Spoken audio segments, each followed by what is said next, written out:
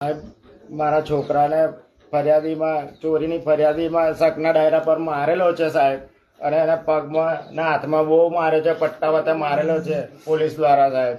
ને પીઆઈ સાહેબ મેડમ જાતે માર્યો છે, મારા છોકરાએ મને કીધું છે. અને બે જમાદારે પગ ઉપર પગ મૂકીને અને એને મારેલો છે સાહેબ. હા, અને તમે જે કોઈ પણ સાહેબ જોતા હોય તો મારા છોકરાને ન્યાય લાવજો સાહેબ. મારી બહેનનું ઓપરેશન કરેલું છે, મારી જે પૈસા છે ને હું ગરીબ છું. તમે જોઈ શકો છો સાહેબ, છોકરો મારો હજુ સુધી સૂઈ રહ્યો છે. તમે મને ન્યાય લાવો, મારા છોકરાને માર્યો છે સાહેબ. ખાલી શકના ડાયરામાં આટલો માર્યો છે. અને એ કહેતો હતો કે આ તો છોકરાને પટ્ટે ને પટ્ટે માર્યો છે સાહેબ. ફરિયાદ ના લો, તમે આવી વાત કરો, તમારા કર્મચારી વિરુદ્ધની વાત કરો તમે. એટલે આ ન્યાય માટે કોનો દરવાજો ખખડાવે, પોલીસનો કે બીજા કોઈનો સાહેબ? જો ધવલભાઈ, જો મતલબ એવો ઇન્સિડન્ટ થયો હશે તો ડેફિનેટલી એ વસ્તુ એ જે મતલબ પીઆઈ કે જે બી કર્મચારીઓ હશે એમના સામે એક્શન લેવામાં આવશે. બટ એ વસ્તુનું મતલબ તથ્ય તો એકવાર જાણવું પડશે ને. અરે ફોન થી લઈ લે ને, ફરિયાદ ફોન થી લઈ લે. આવવાનું દેતા હોય શું કહેવાય કે આનો મતલબ તથ્ય જાણીને એના સામે કાર્યવાહી કરવામાં આવશે. હા, ફોન થી મોબાઈલ થી તો લઈ લો ફરિયાદ. હવે બે ધવલભાઈ છે, હું શું બે ધારાસભ્યો તમને કહે છે સાહેબ, તો તમને ખબર નહીં પડતી અમને તો. નમસ્કાર, રામ રામ મિત્રો. જે બાલાસિનોરના જનોટ ગામે જે એક ઘટના બની છે, જે એક સામાન્ય પરિવારના યુવાનને 15-16 વર્ષના યુવાનને જે 9મા ધોરણની અંદર અભ્યાસ કરી રહ્યો હતો, એને પોલીસ દ્વારા લઈ જઈને તેને ખૂબ મારવામાં આવે છે. અને માર્યા પછી જે એમના પરિવારને જે મુલાકાતે ત્યાં ધારાસભ્ય ધવલસિંહ ઝાલા અને ધારાસભ્ય માનસી ચૌહાણ પણ તાત્કાલિક દોડી આવે છે. અને જે આ ઘટના બની છે એ ઘટના વિશે આપણે સમગ્ર વિસ્તૃતથી આજે વાતચીત કરવાના છીએ. તો તમે મારી ચેનલમાં નવા આવ્યા હોય તો સૌથી પહેલા ચેનલને સબસ્ક્રાઇબ કરી દેજો. અને મિત્રો, વિડીયોની અંદર અંત સુધી તમે બન્યા રહેજો. જે આ ઘટના બની છે બાલાસિનોરના જે સિનોટ ગામે, એ ઘટનાની અંદર જે ત્યાં એક મંદિર આવેલું છે. આ ઘટનાની વાતચીત કરીએ તો જે એ ગામની અંદર એક મંદિર આવેલું છે. મંદિરની અંદર આપણે જે કોઈ પણ મંદિર હોય એની તેઓ શ્રદ્ધા રાખતા હોય છે લોકો, અને શ્રદ્ધા રાખીને માનતા કરતા હોય છે. તો જે કોઈ પણ શ્રદ્ધા રાખીને માનતા કર્યા પછી જે ત્યાં માતાજીના જે પગલા આવે છે એ પગલા મૂકેલા હતા. જે શ્રદ્ધાળુઓ કોઈ પણ મૂક્યા હશે પગલા, એ પગલાની ચોરી થઈ જાય છે.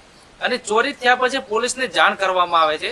અને પોલીસને જાણ કરવામાં આવે છે તો પોલીસ જે આ બાળકને માર્યો છે, જે રાવળ સમાજનો ગરીબ પરિવારનો જે છોકરો છે જેને માર્યો છે, એને શકના દાયરાની અંદર એને પકડવામાં આવે છે, લઈ જવામાં આવે છે એક અલગ સ્થળ ઉપર.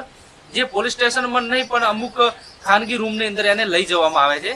અને લઈ ગયા પછી એના ઉપર શક રાખી અને એને પટ્ટા વડે અને જે પીઆઈ હતા, જે પીઆઈ મેડમ હતા, એ પીઆઈ મેડમ ને એની સાથે પણ 2 કોન્સ્ટેબલ હતા, એના પગ ઉપર પગ મૂકી અને પટ્ટા વડે બે રમેથી એને મારવામાં આવ્યો છે. મિત્રો, જે આ ઘટના બની છે એ ઘટનાની અંદર સૌથી મોટો સવાલ તો એ છે કે પોલીસ દ્વારા પહેલે એ યુવક છે, જે બાળક છે, એને પહેલા મારવામાં આવે છે અને પછી ચોરીનો ગુનો દાખલ કરવામાં આવે છે. આ પ્રકારની આપણે ક્યાંય પણ ગુજરાતની અંદર હોય કે દેશની અંદર કોઈ એવી ઘટના નહીં થઈ હોય કે પહેલા જે યુવક છે, જે ચોરીનો જેના ઉપર આક્ષેપ લાગ્યો હતો, જેના ઉપર શક રાખ્યો હતો પોલીસે, એને પહેલા મારવામાં આવ્યો છે.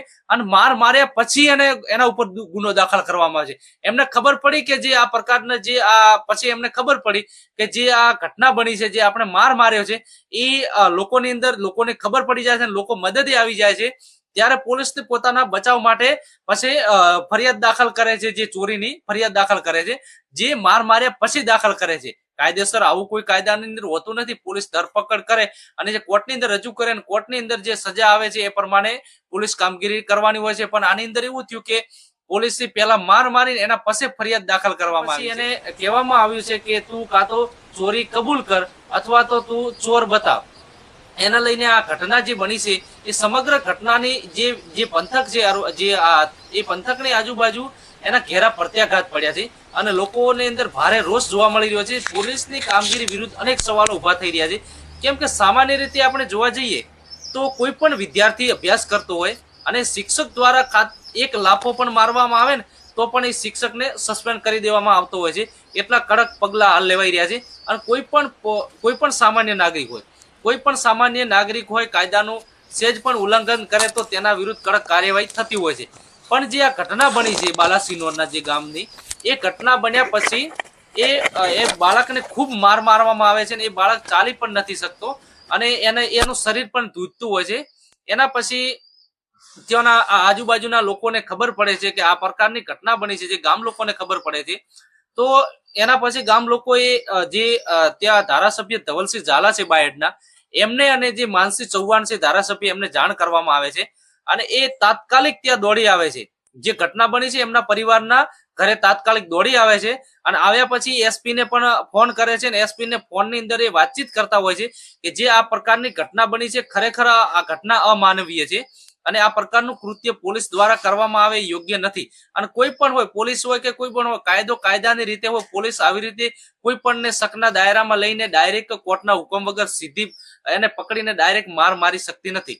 એને લઈને જે ધવલસિંહ ઝાલા દ્વારા એસપી ને ફોન કરવામાં આવે છે ને એસપી ને ફોન કરવામાં આવે છે તો એસપી એમ કે છે કે એ તપાસ કરીશું અને કોઈ પણ કર્મચારી વિરુદ્ધ આવી રીતે અમે ફરિયાદ ડાયરેક્ટ દાખલ ના કરી શકીએ. કાયદેસર એને મારવામાં આવ્યો છે, તેમ છતાં એ લોકો હજી એને જે પોલીસ વિરુદ્ધ ફરિયાદ દાખલ કરવા માંગતા નથી. એના પછી ત્યાંના જે સ્થાનિક લોકો છે એ પણ આ ગરીબ પરિવારના મુલાકાતે આવી જાય છે અને ઘણા બધા લોકોનો સાથ સપોર્ટ મળી જાય છે.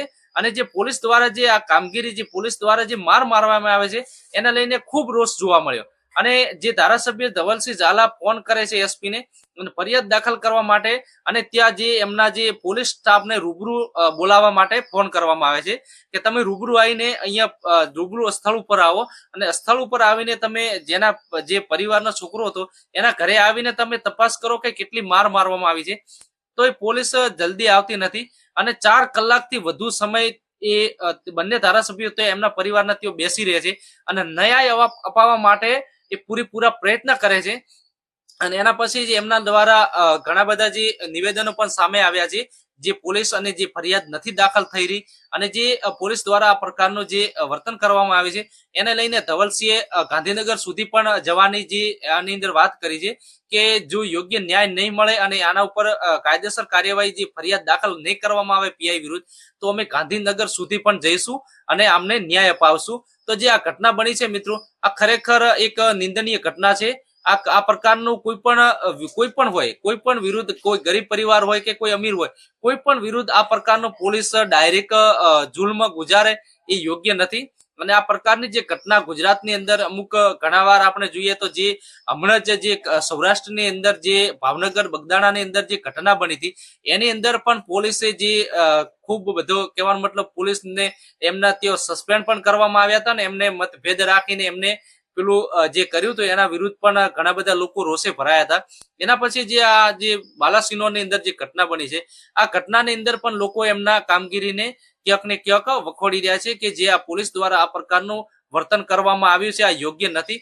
તો જે આ સમગ્ર મિત્રો ઘટના બની છે એને લઈને હવે આગળ શું છે, પોલીસ જે પીઆઈ મેડમ છે એના ઉપર ગુનો દાખલ કરવામાં આવે છે કે નથી આવતો એ આગળ જોવાનો વિષય છે. આગળ જે આ પરિવારના જે યુવકને, જે સામાન્ય પરિવારના યુવકને જે આ પ્રકારનો મારવામાં આવે છે એ પરિવારને ન્યાય મળે છે કે નથી મળતો એ હવે આગળ તપાસનો વિષય છે. તો મિત્રો તમારો આની અંદર આ ઘટના વિશે શું કહેવું છે, તમારો રાય કોમેન્ટની અંદર જરૂર બતાવજો. અને વિડીયો પસંદ આવે તો વિડીયોને લાઈક કરવાનો અને ચેનલને સબસ્ક્રાઇબ કરવાનું ભૂલતા નહીં. હવે મળીશું નેક્સ્ટ વિડીયોમાં. નમસ્કાર, રામ રામ.